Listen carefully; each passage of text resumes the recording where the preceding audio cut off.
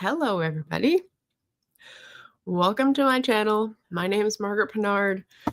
I'm a historical fiction and fantasy author and an eclectic reader, and you're on Booktube.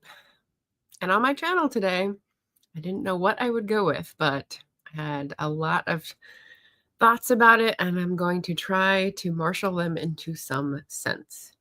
So I, as I said, took some time. I got out the big red book to write about it because this is the big guns. When I need something to channel the energy, the chaos, this is the big guns I pull out. So we're gathered here today. I'm using this as my little visual cue to anchor, which I needed this week. So shout out to Leslie, who sent me this bookmark that's an anchor. So I don't fly off the handle. So welcome, everybody. I didn't know what I was going to do for today's stream yesterday morning, 24 hours ago. But I met with a friend, and that meeting where we just had breakfast, talked about stuff, caught up on life, sort of lanced a wound that's been building all week. So that sort of broke through and helped me figure out what I was going to do today. You may have heard me speaking of HRCYED, HRCYED, standing for Hardest Reading Challenge You'll Ever Do. Yeah, turns out it's pretty hard. I am not going to succeed at HRCYED. I mean, I could. I've got 12 books left, and I've got 14 days. This is the basket I've been narrowing things down on, and some ebooks and audiobooks. The thing is, I keep looking at these books and going, I don't want to read it. It looks like a great book. I don't want to be rushed into reading it. So why am I creating this stupid artificial goal for myself? So I could read 12 books in 14 days, but is it worth it? This is a readathon that's been going on for a year, since July 7th, and there's a lot of sunk costs. So a year minus 2 weeks, because we have 2 weeks left. There's a lot of excitement. There's a lot of planning. There's a Discord community I've participated in. There's lots of discovery of new titles and new tags, labels, categories. That's the point of the readathon. And so at this point, 2 weeks before the end, admitting that I'm not going to succeed feels kind of like canceling a wedding. Lots of sunk cost, really hard to turn the ship, but it's only going to get worse if you keep forcing it, right? So I just have to remember when I've done this before, like with breakups. And when you break up with someone you've been with for a while, it's kind of like you have all this invested in that person and knowing them, and then you just realize it's not going to work. So you have to just let go. And I am not good at letting go. I am not good at giving up. If you know me, you probably know this. So is it worth it to continue?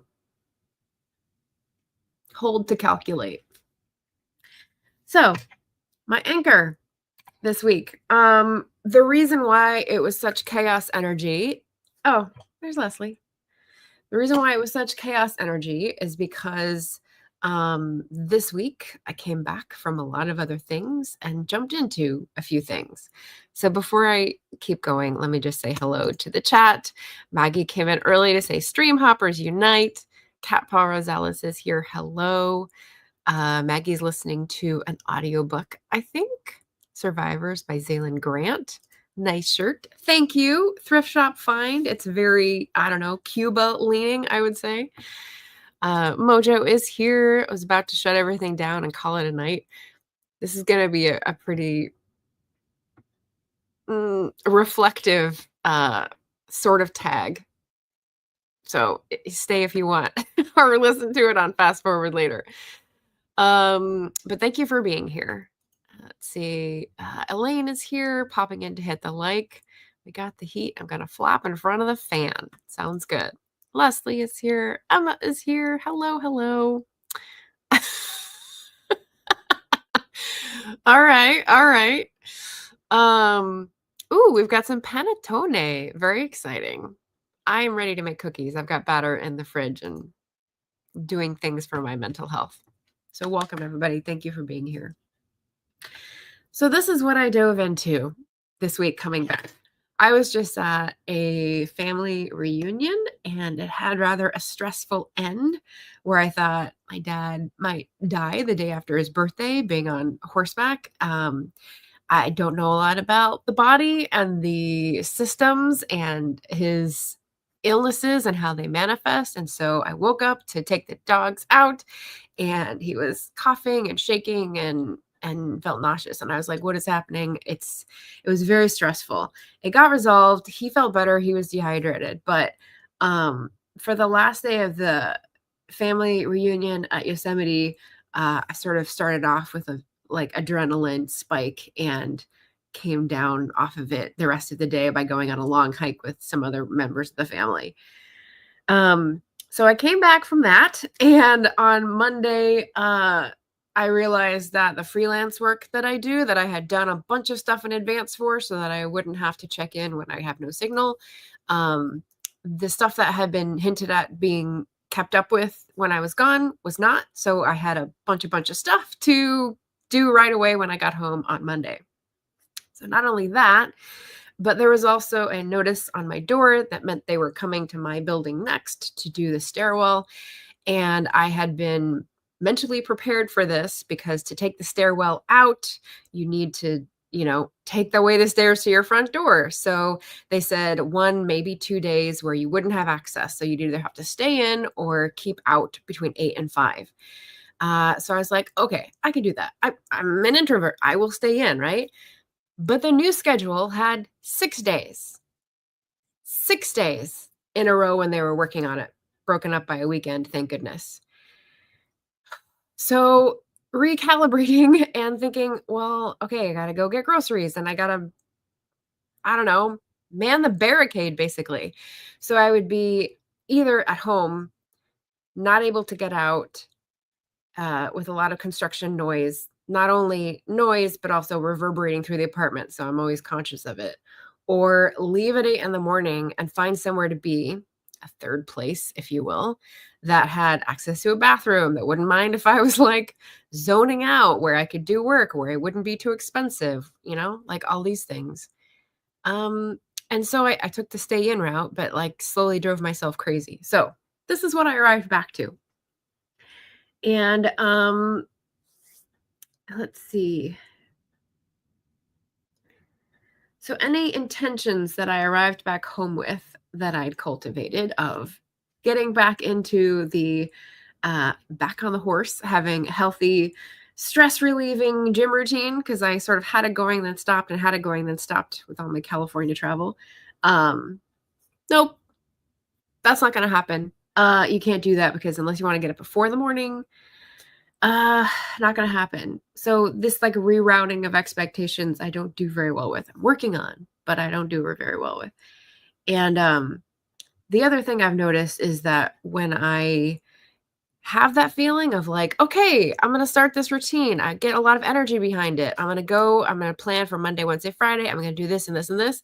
And then when I'm blocked, it's kind of like, oh, I feel very deflated. And it's hard to get that energy going again because you're like denied and you kind of like, you take some time to recover and you have to come back with a running start. And it takes a while for me to do that restart. So there was that like emotional toll.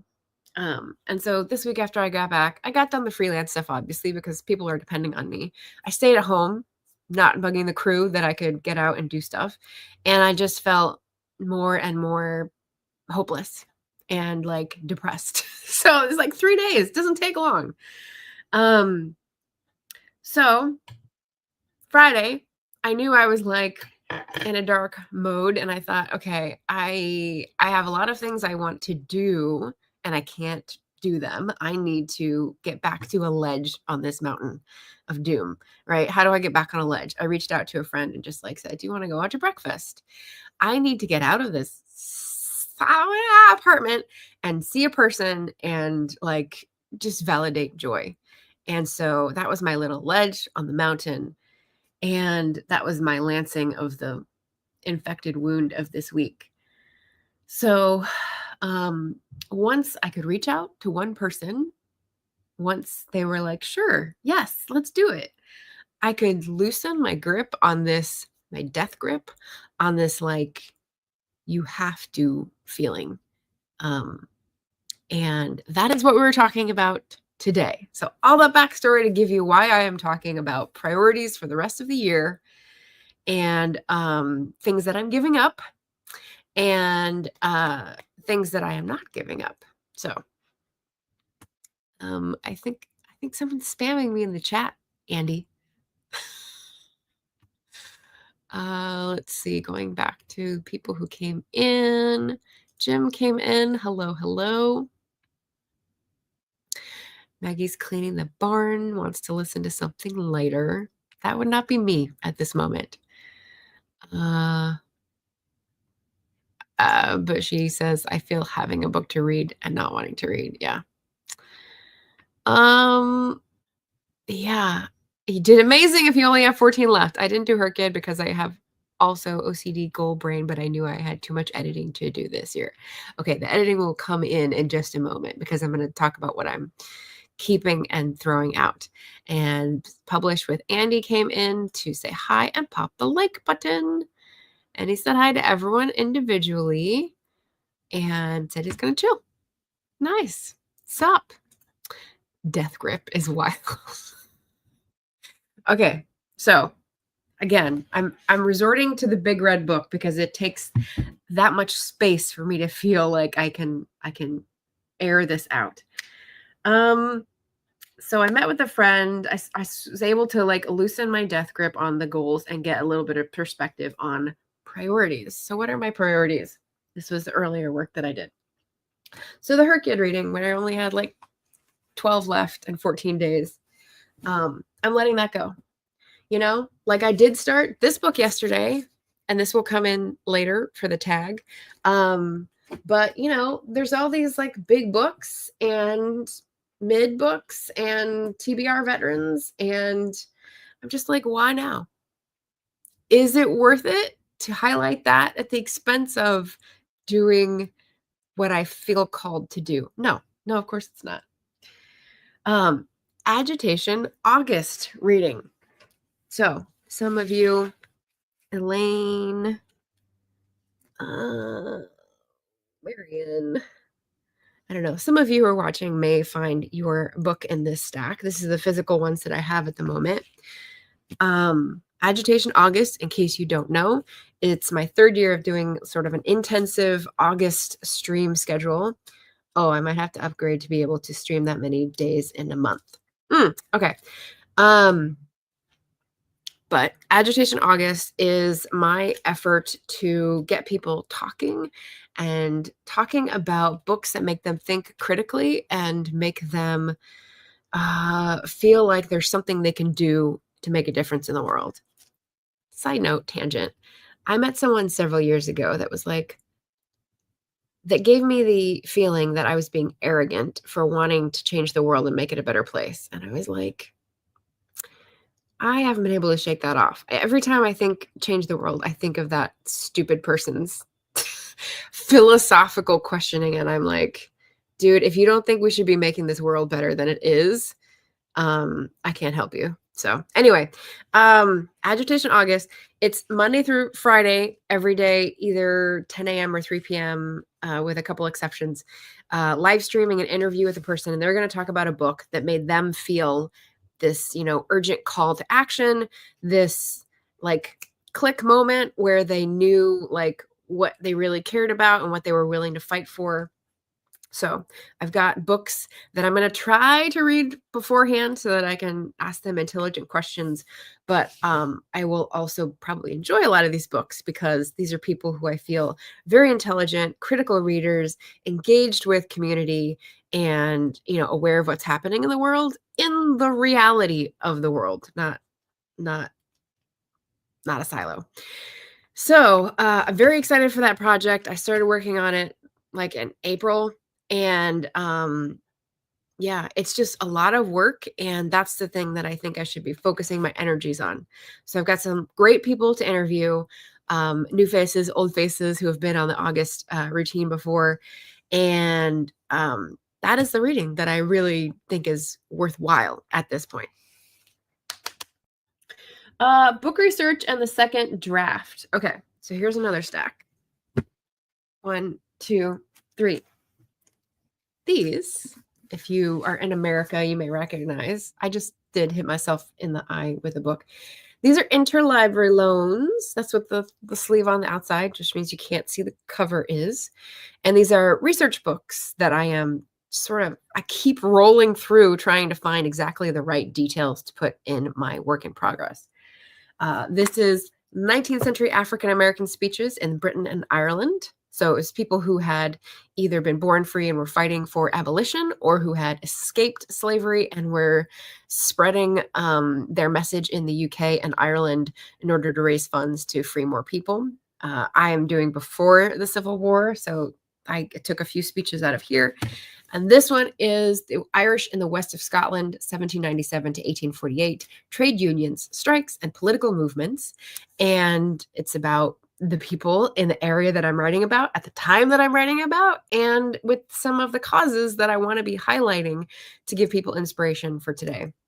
So there's a lot going on in this one, and I'm not done yet, but it's really fascinating.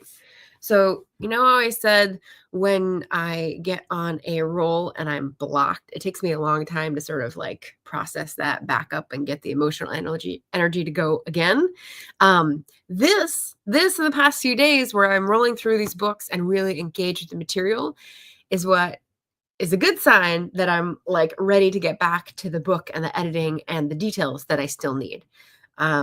So with historical fiction, I wrote the draft and I've let it sit, and I've sort of marked where I need more meatiness or where I need a certain detail and I don't have the correct accurate detail. So I'm looking for this thing, right? And so now I'm going back to edit and put in those details, but also with an eye on the next book, because these 3 books are related and I have to sort of keep the timelines meshed with each other. So that's very exciting. And I'm like taking notes and just feeling good about it, which again, there's emotional cost to every time that I get into this. And that may sound weird if you're not a writer. I think most everyone on here knows what that feels like. But think about like arranging a trip for friends, and you get everyone excited and you put in all the work, and then they're like, oh, work came up, I can't do it. And someone else said, oh, my partner needs to do this, I can't do it. And they all drop out. And you're like, wow, I'm never doing anything for you guys ever again. Right? That feeling of like, I put in a lot of work and it stopped, and now I got to push the ball up the hill again. So when I get that ball halfway up, or however far up, I don't even know, it's something to keep going with. So that is a priority I'm going to keep. Other readathons. So I do like reporting on readathons. I like joining in and usually getting a book read for one. Caribathon, I had a little list of 3 books, and I'm not going to get to any of them because today's the last day actually. So the whole month is Caribbean American Heritage Month, but the 2-week readathon is the middle 2 weeks. And it's just not going to happen. I kept looking at it and looking at the Herkid books and going, how am I going to fit these in? And the answer is I am not. Let it go. All right. Decluttering. Okay, so this is like a double bonus, right? So I can't say what it's for, but I have to do a major level of decluttering. Now, you might have figured out that I have this angle of the room because the rest of the room is quite full of stuff. I am in the position right now where I have towers of stuff piled up to go out and haven't been able to take it out to the place. And so I'm like weaving my way in between stacks of boxes and things and piles. And I don't think that's good for my mental health. It could be fine for other people who can ignore it, but it's just sort of crept in and bigger and bigger and bigger. And so I feel smaller and smaller, and I just need to let go of finding a place that will reuse glass bottles, finding the best person to take the suitcase that I don't want anymore, like perfect is the enemy of the good enough in this case. And letting go is not only letting go of the perfect, but also letting go of the crap, right? So I just need to do that. And then the final thing is mental health. So holding stubbornly on. So the mental health thing is pretty consistent up and down. I'll have a good run, just sort of feel normal for a long time, and then, work towards something and feel better, or fail at something and just be like, oh. But I do have these irregular apex, what's the bottom called? Nadir moments, weekends, weeks, a few times a year, and I just float into them, can't figure out what's wrong, got to sit it out and come back. And sometimes it's reaching out to someone, it's, taking a day out to get out of the space that I'm in and to sort of reset. And sometimes it's just like nothing changed, but like something clicked in my brain. That's depression. So just knowing that that's what happens and trying to keep focus on the agitation August, on the second draft, on the keep going on the things that still matter in the future. That's what I'm going to stubbornly hold on to. So 1, 2, 3, 4, 5, 6. That's 6 major areas, and I'm holding on to 3 of them. Agitation August, second draft, and mental health, hopefully, with any luck. So keeping it's a little, I went all over the place. Like I said, I need a lot of space when I air out stuff like this. So I have a lot of arrows. Thank you for sticking with me. Let me catch up here. Oh, let's see. Elaine says, awesome. I used to have that cover on Steering. I need to start that reread for many reasons. Yes, that's the one I've been attracted to most in the pile, because it is that self-help feeling of like, what do I do when I'm overwhelmed? I'm excited to read Steering by Starlight. So yeah. And Cat Boss says, that's not arrogance. Just saying. I know. It floored me when I heard it. And I was just like, I had never heard that before. Like, what?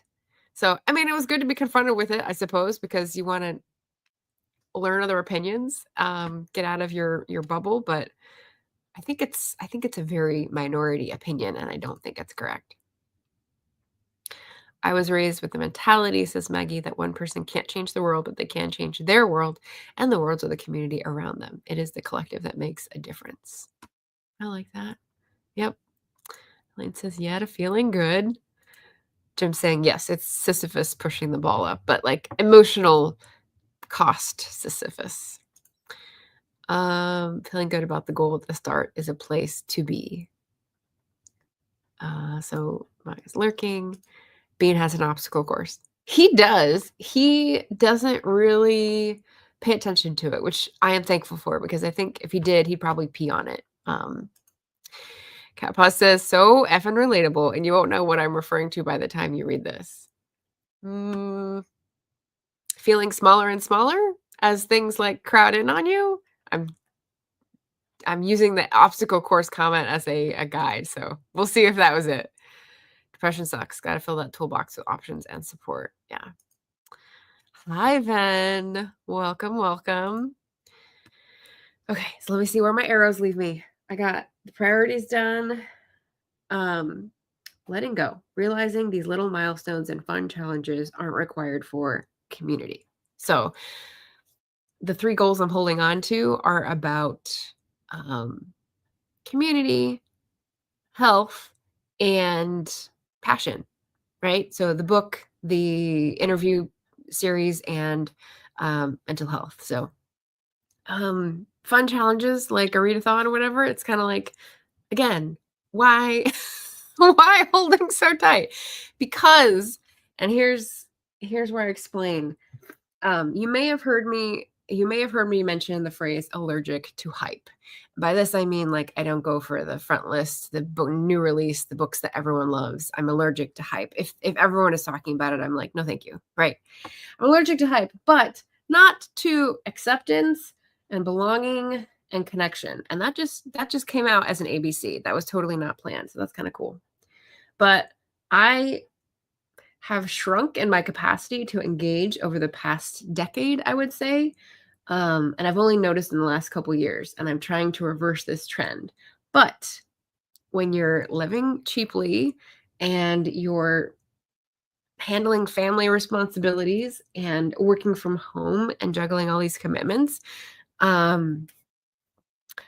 it feels like more of an effort to engage in community, to traverse that road two-way, right? I want to join. I want to go out, join things. I want to offer things to people to come to me. But I fear, here we go. I fear being ignored, being discounted, being overlooked, being not listened to. And it's this tug between these two things, right?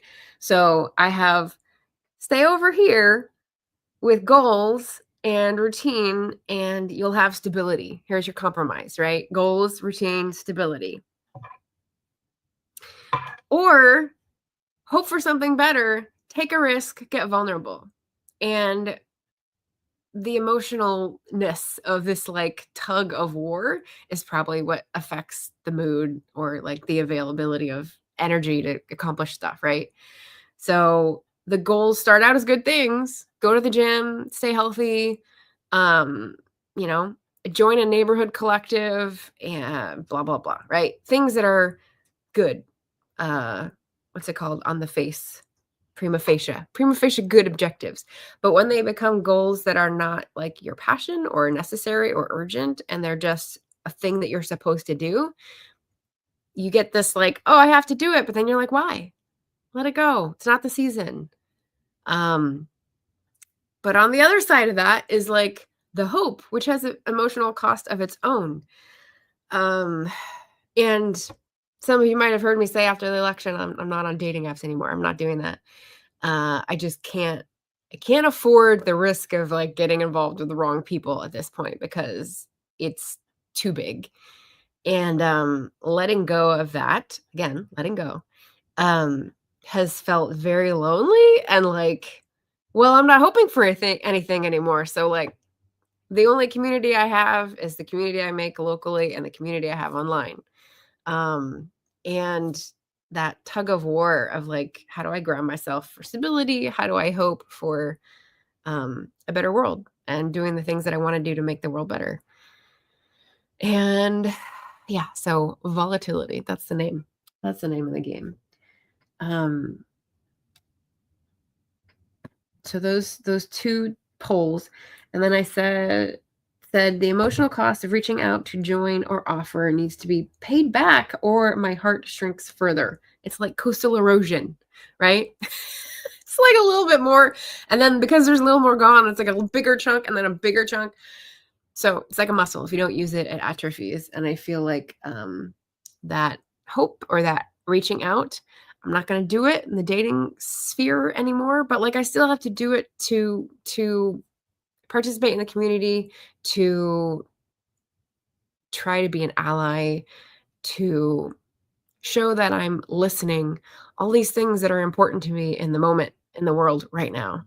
And like I said, all those fears about being ignored and discounted, like, maybe you have some questions, some comments, some advice. How do I keep doing those things if you don't get positive feedback?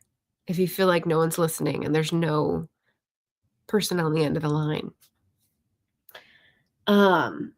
So this is what we're thinking about this weekend, this happy check-in for goals for the rest of the year. I have half of 2025 left. So what is important? Book 8. So the work in progress, Agitation August, connections, because that's what I'm doing, is trying to have people talk about what's meaningful to them and forge a community with that, right? Like some of these people I already know well, and some are very new. And so everywhere in between, there's a chance for people to build audiences, to exchange audiences, to meet new people, to think new thoughts, to make new connections, and to like feature and support and aggrandize critical thinking, critical reading skills, which I think is important.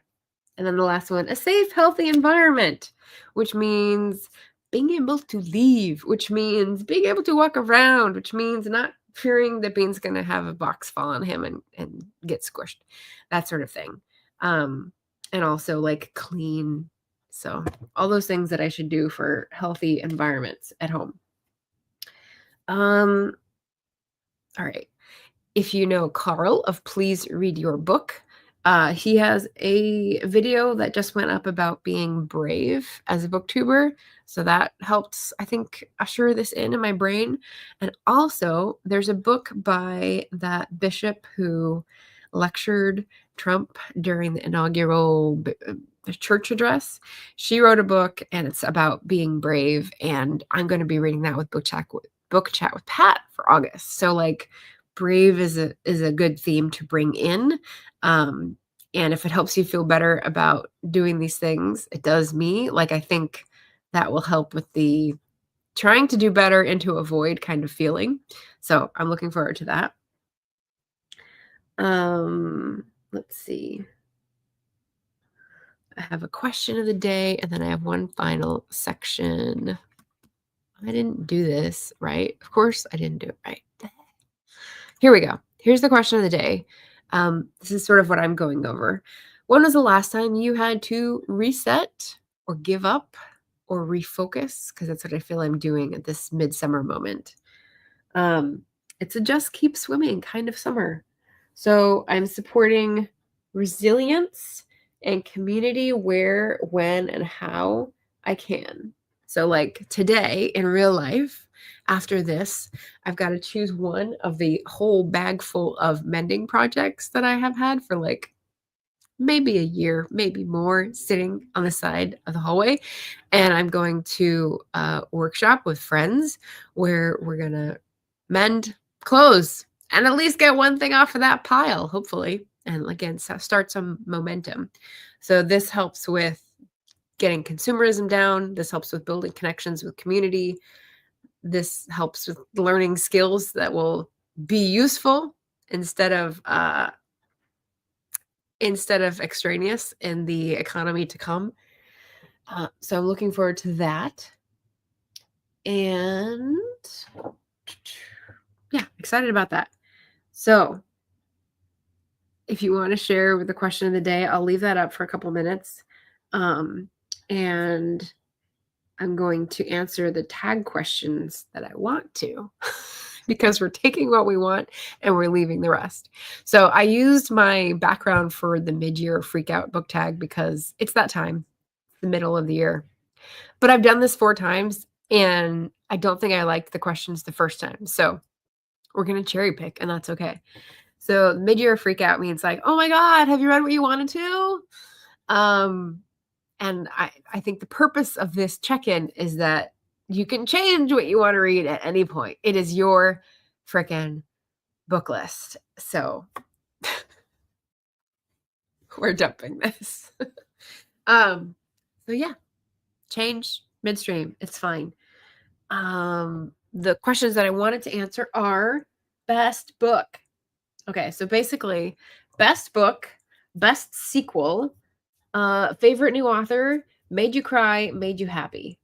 Those 5 out of like the 13 questions, right? And I'm going to cover 4 authors' books for this. This one. This is one series that I read for her kid. It's Amanda Scott's Boudica series, and I'm on book 4, Dreaming the Serpent Spear. Just started yesterday. It's so good. It's so good. Kappa was recommending I start on this, and like I waited and I started for the readathon, and like favorite book, favorite sequel, favorite new author, all of the things made me cry, made me happy.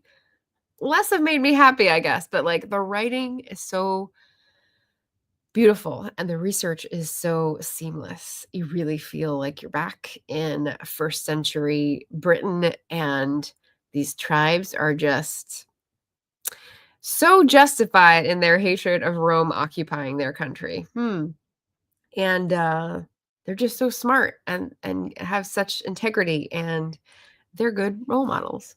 So I'm really enjoying that, even though there's a lot of pain and sadness in it. Um, so yeah, there's one. We've got All the Water in the World by Erin Kafal. They don't have too much in the backlist, but this I listened to as an audiobook from Libro.fm, and it's read by Eunice Wong, who is one of an amazing crew of narrators that I know a lot of their work because I work at Audiophile Magazine, and it was amazing. It was amazing. So it's a apocalyptic novel told from the point of view of a young girl who seems to be on the spectrum, and she is uniquely positioned to learn from this transition from the old world, the world that was, to the new world, the world that is, which is flooded, which is dangerous, which is violent, which is resource scarce. And it's very exciting. It's very suspenseful. It's very reflective. It's very imaginative. Like, so good. So good. So if you have a chance, Erin Kafal, it's EIRENCAFFALL. So, favorite new author. The Seed Keeper. So this is one I had on my shelf for years before reading. I got it new and then just like waited. So I think I read it for Herkyed as well. The Seed Keeper by Diane Wilson is packed in a box right now, but it's got a beautiful cover. It's an Indigenous writer who is writing about intergenerational trauma in, I think, Minnesota, and that there's a woman who's now grown, but we get different slices of time. We get her when she's a young girl and her father dies, and she's put in foster care. She's threatened with foster care. I think it's very short. And then she finds a solution by getting married. So we have her in the white world and her roots and her compromises. And the setting is a farm. So she's someone who used to be part of a culture that was more familiar with the local land and stewards of the land. But she learned some of that in the forest and how to survive from her father as a young girl. But then she moves into this totally different way of engaging with the land, which is just as like the chemical revolution, the green revolution is kicking off. And we just see like how things are out of whack and how she wrestles with that in a really clear way and a beautifully written way, with lots of neat secondary characters who ping off different aspects. So The Seed Keeper, just Diane Wilson, highly recommend. Third book. And then the last favorite new author, these are all new authors to me, which is great, is Naomi Ortiz. And you will probably have heard me talk about her two books that I read for the Mental Health and Climate Change TRC talk last month. And Naomi Ortiz is a person in, and I'm going to forget if it's Arizona or New Mexico. They sort of occupy the same space. I think New Mexico. She is an activist for climate and disabled people. So she has poetry and she has nonfiction that is more memoirish, and she sort of blends the two. And she talks about struggling with activism for the disabled community and being a person of color in that community and being a queer person in that community, and the sort of intersectionality of all those things, while also just struggling with her own, like, how do I make it through the world as I am, right? So there's herself, and then there's like how to deal with all this other BS out in the world. And it was really, really well done.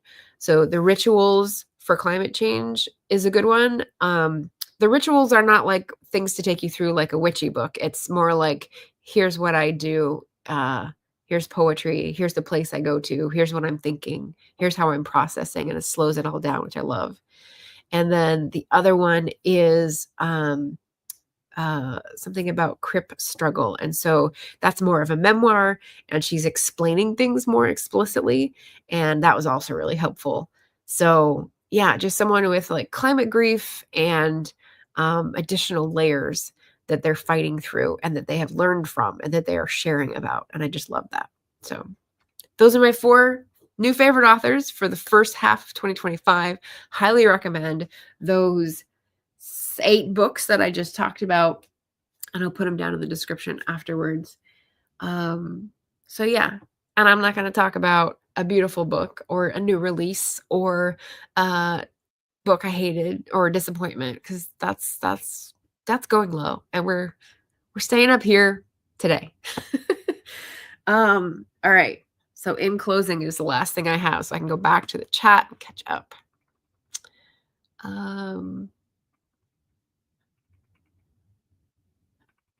Beep, beep, beep, beep, beep, beep, beep. Okay. Ben says, dating apps are a no for me. I am aggressively single at this point. I've heard you describe that, which I thought was funny. Monique says, I actually met my husband online. Usually just me and him, but I need to get my butt out there. Jocelyn, hello. She's stream hopping today. Nice to see you. Carl is great. Always has some fascinating thoughts. Yep. Please read your book. He'll be on in August. Elaine says, trust in yourself and the cause that matters to you. Do what you can and don't stress what others choose to do. We can't save them all, sadly, but realistic. Yes. In talking yesterday, I remembered I read it in a book, and I don't remember which book, but it was something. I think it was The Great Disruption, because I think it was when I was going back over where I had put tabs in, because I was going to do a single book review. And I didn't get around to it before I left for the family reunion. But it was like, so this is a guy 10 years ago writing this book, and he's like, so climate we're all gonna solve the climate because we have to. Like, it's like Churchill said, you do what is necessary. And here we are 10 years later with like having gone backwards. It's a weird book to read now, but like interesting. One of the things he says is like, climate deniers, don't even bother with them. If they're still that far with their head stuck up in their ass, like they're not going to change, and you're just wasting your time. Focus on the people who are like open-minded. So yeah. Kappa says, read positive feedback. Okay. I have thought about that a lot. After all, we are writers. How long can most people keep going without positive feedback and the hope that at some point it will pay off? Yeah. And I don't mean financially, but I'm not averse to that. But in the hope that your authentic book offering will resonate with readers. Totally. Totally. Right. I am at that point where I'm kind of like, all right, I got 7 books out. I know I could be doing more marketing. I could be doing more things to get the book out to more people, but like, I want to grow organically. I want to grow by word of mouth. I want to hear people. I do occasionally on streams, like every once in a while, I think twice now this year, I've had people say that they're reading my books in the chat, and it's like, that's the biggest thrill. It's like, I don't know, how can I metaphor this? Like if you were at a business and you had a product and you just saw someone using your product on the bus or like whatever, you're kind of like, oh yeah, that's me. I did that. It's pride, I guess. It's fun. But yeah, it's an eensy weensy bit. It's a teaspoonful. So months, years, decades. Yeah.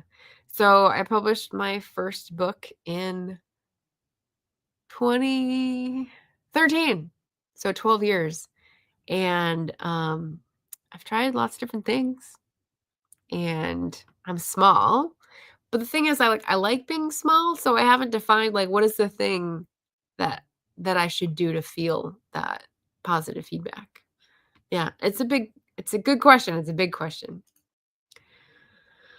Oh, answering the question, Elaine says, in the process of refocusing and resetting now, many things out of whack for me. So one day at a time and slowly things are coming together. Yeah, okay. So maybe we're in the same cosmic season. Emma says, I go to a sewing group and I've learned so many mending skills. I shortened my own curtains. That's fun. I'm at the point where I look at a photograph of a curtain or a painting of a curtain and I see that it's like, doing these little curly things in an arc. And I'm like, how do they do that? What does that look like when it's laid flat? I can't imagine it. My spatial imagination skills just don't measure up, and it's frustrating. Catpaw says, Amanda Scott is such a brilliant writer and comes across as such an all-around affable human being.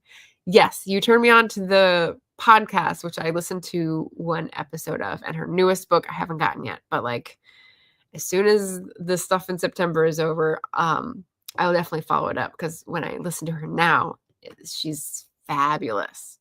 If you guys don't know who Amanda Scott is, like, get on the train. Best book. I've had 11 5-star reads this year, including Day Zero, which you finished yesterday. Can't pick out the best. Yeah, that's why I chose 8. They're all good. And they're all climate related. I mean, I'm a co-host of Climathon, so you shouldn't be surprised. But, well, maybe not Boudica series. Although it's kind of like, do you live with the earth or do you short-term reap the efforts of others and then burn it down? So that's what the Romans did, according to the author. All the Water in the World is post-apocalyptic New York City. And Seedkeeper is going away from chemical fertilizers that harm humans and animals and plants. And Naomi Ortiz is, climate activism from a disabled point of view. On brand. Hey, Eva. Hello. Catboss says, if anyone finds themselves in Cancun, bring mending projects. I'll even do it for you or teach you how to do it for yourself. Open invite. Okay, we're starting that one. I don't know how to get to Cancun. I've never been to Mexico, as I think I've told you, but yeah, that's awesome. If you're in the neighborhood, look up Catpaw. Jim says, best new authors to me, Andrea Barrett, Kathy Ardley. Yay! I love Kathy Ardley. Becky Chambers, still haven't read. Lisa Jewell. Wow, first time. She's, I think she's written a lot. Charles Portis. I don't know that one. I think I know only the first and last from your channel. I know the first and last from your channel only, I should say. Nice. Eva says, probably today sometime. I don't know. You're the one when I wrote this question, I was like, all the time. All the time. Hey, we need it at different rates, right? It's different for everybody. Kappa says, I'm looking for the Naomi Ortiz book, but it's hideously expensive here, so I'll wait. Yeah. New fave author this year, Claire Gradage and Shannon McGuire. Yeah. You told me about Claire Gradage and Shannon McGuire I know about but haven't read. So she and Becky Chambers are both on that list. They're hardcover short books, which I'm kind of philosophically opposed to. But yeah, I get it. I will get there. I mean, Eva says, my brain doesn't allow for favorites very often, but I'll use this opportunity to name drop an author I enjoyed. Looks it up. Oh, here it is. Margaret Pinard. That wind up kind of looks like you're going to be doing one of these. But then it comes up to me. I appreciate that, Eva. Thank you. We got a little heart. Elaine says, my happy mail, book 2 of The Remnants. Yay! I saw Elaine said her husband got her that one. It's just very nice. Very exciting. Eva says, you should be proud. Your books are great. I've read 2 now. Wait. Yeah, I finished Orla, right? Yes, I think so. Have to refresh and see. Nice. Yeah. I like that. Cosmic season. Yeah. Resetting mode. When I came back between, so I was in California for tax season for like 7 weeks, and then I went home here had like 2 weeks, and then I went back to the family reunion, different part of California, and back. And so that little interim period where I came back, I was listening to a couple astrology podcasts from like the only one I listened to. And hold on for a second.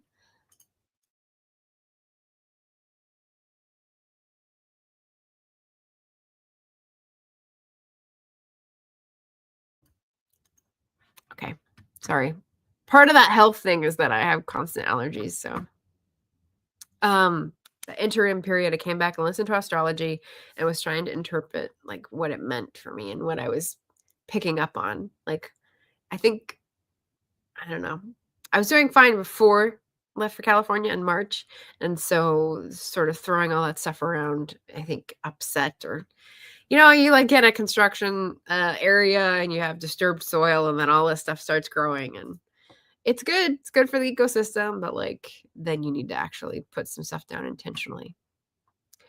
Anyway, that didn't really make sense. I'll just stop there. Eva says my memory is mixing up Orla and Keeper, so I'm not sure now if I finished Orla. Orla has an epilogue that is very different. So if that doesn't trigger a memory, then maybe not. My storygraph says no, but that isn't reliable, to be honest. Yeah. Who was Ven? Ven was really good because he was on a sprint and he was reading a book, and I didn't know what it was. So I went to his storygraph, and that book and only that book was on his reading now. And I thought, wow, that is some minute to minute updating. Very, very impressed. Mine is not like that. Day Zero is post-apocalyptic when the robots take over, rebelling against their human masters. Ooh, let's find our way to Cancun. Dang.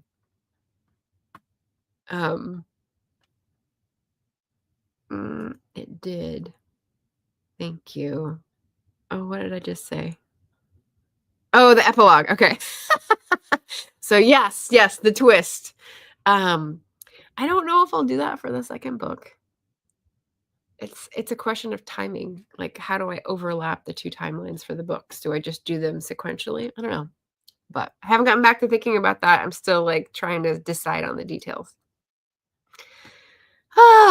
So all that to say, feeling much better today, yesterday, than last week. I still have Monday, Tuesday, Wednesday, Thursday to go with the stairwell nonsense. So Monday and Tuesday are going to be warm, and this place doesn't cool down.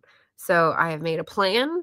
I'm going to be out, and I've got like a couple places to go and a refuge for the heat. Not that hot, just like hot for me. Heat of the day. Bean will be fine. He likes it warm. I do not. So, yeah, I've got a plan Monday, Tuesday, Wednesday, and by Thursday it'll be cold again, and hopefully they'll be done. Otherwise I'll just go out and just spend all the money. Why not? So in closing, anyone have any questions? Questions after the lecture? In closing, summer solstice is past. It was Friday night to Saturday morning. So we're on the downhill side, which just feels easier, even though the stupid year never ends, right? But that's fine. We're taking it all in our own mix of stuff. Everything in the world plus what's going on inside. Take it, weight it as you will. Can you press pause to check in with priorities and reaffirm their value and or urgency? That's my question for you guys, because I needed to do that now. And I feel like now, since the family responsibility stuff is over, like my plans, I have less to worry about. I can let some of it go and focus on the remaining things that matter. So hopefully that resonates with some folks. Coming up here on the channel, it's going to be final Friday of June on Friday. So I usually do a morning productivity stream, 10 to 12 Pacific time. So if you're there, show up and we can work together. And if not, we'll see you at the AWC. Let's see. Eva's saying, are you wanting to hybrid publish or always indie? So the thing is, I set up my publishing publishing schedule this year so that I would have enough time to finish the draft, get it to the editor, polish it, and have it sit so that I can send it to reviewers, because I feel like that's something that I tried to do once and, like, got blocked. So it was another one of those, like, "Oh, I'm never doing that again." That'll teach them, which is still silly. Um, but advance reviews are, like, important. I objectively know this. It's just, like, in here. Letting a book sit around for 6 months while someone schedules it to a reviewer and, like, they sit on their ass and then, may or may not review it. That has been my experience, and, so I know it's something I should do, but, like, I feel like there will be no payback. So it's getting back to Cat Paw's question of, like, well, how long can you go with a hopeful, positive attitude with no feedback before you just, like, give up and are like, "I'm not doing that anymore. I'm just gonna put out my own thing." So, in terms of this, I don't I don't think I have enough, uh, confidence capital to query. I mean, I see people doing it on Authored too, but I just don't think that's me. I want people to read the book and love it. And not get mixed up with all the other stuff in between. Spend all the money. Why not? Why not? I wanna read Dulcie's Legacy, but can't find it. Well, it's too bad because Cat Paw and Jim, I think, are the people who I can't penetrate the mail systems. I haven't tried for Mexico, but Cat Paw's description was, like, horrifying, so I think it'd probably be like Georgia's, and they'd send my letter back after 2 months. Yeah. Um, I can't find it. Are you talking about a physical copy? The 4:30 sunrise is killing me. Cats expect to eat when the sun comes up. Do they? Do yours? Mine doesn't. Yeah, the early sunrise. I kinda like it. Um, maybe that's playing into it. Maybe that's a part of, like, the feeling depressed or feeling, like, low energy is that you're awake for so long, because I have been waking up at, like, 4:30 or 5. But often I'm able to get, like, a nap in, so oh, and I have a skylight, so once it's daylight, no escape. Oh. When is the skylight nice? Maybe that'll help if you're like, "Oh, well, I do really like it when" anything? Yeah, dang, our bed gets it straight on. Yeah. It's Esther! Hello, Esther. Dare you? I don't respond to dares. I haven't my whole life. I couldn't care less. This is truth or dare, right? And I don't think I ever did the dares. Like, they're always, like, humiliating things is usually what it is. Um, yeah. I'm always hopeful my OCD will let me be any other way. Otherwise, I drink more. Hopeful, positive. Yeah. So, yeah, Mojo's got some secret sauce. It's plugged into something that we all need to find a source of for ourselves. Maybe you could do a video on that. I know you don't really put out videos. You're too busy working on your book empire. Um, but yeah, that would be interesting to know. Georgian Post is the pits. Ugh. You want people to read the book. I love it. Truer words were never spoken. Yeah. Sunset at 9. Um,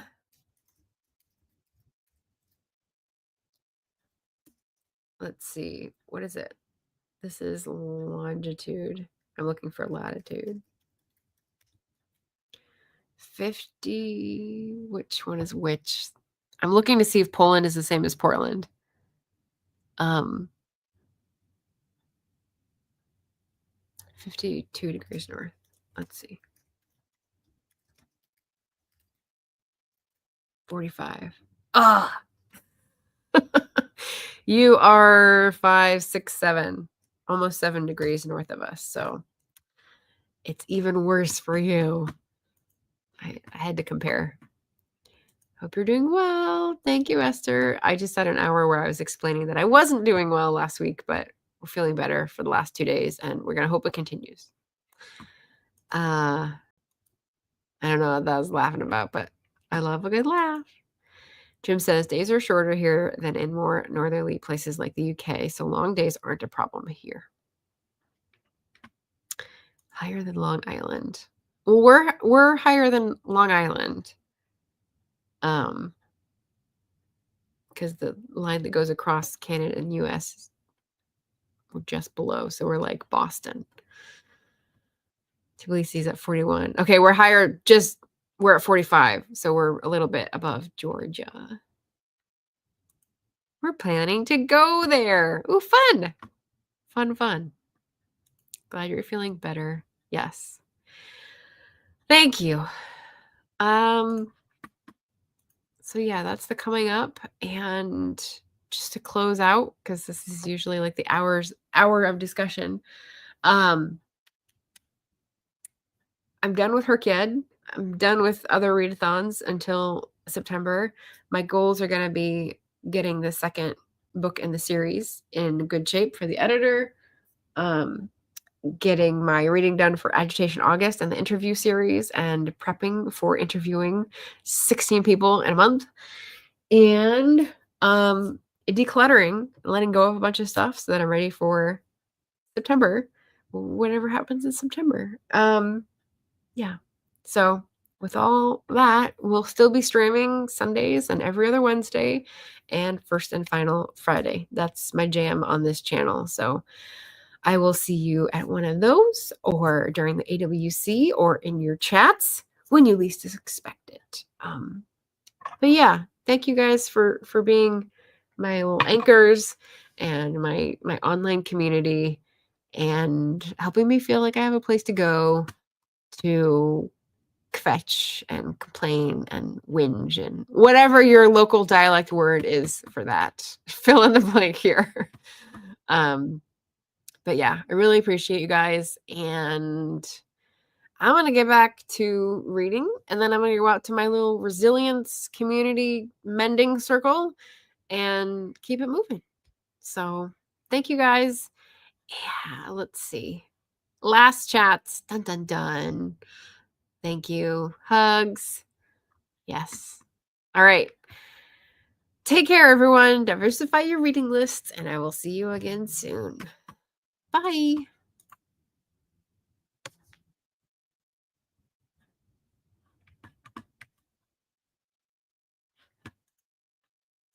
I did end it.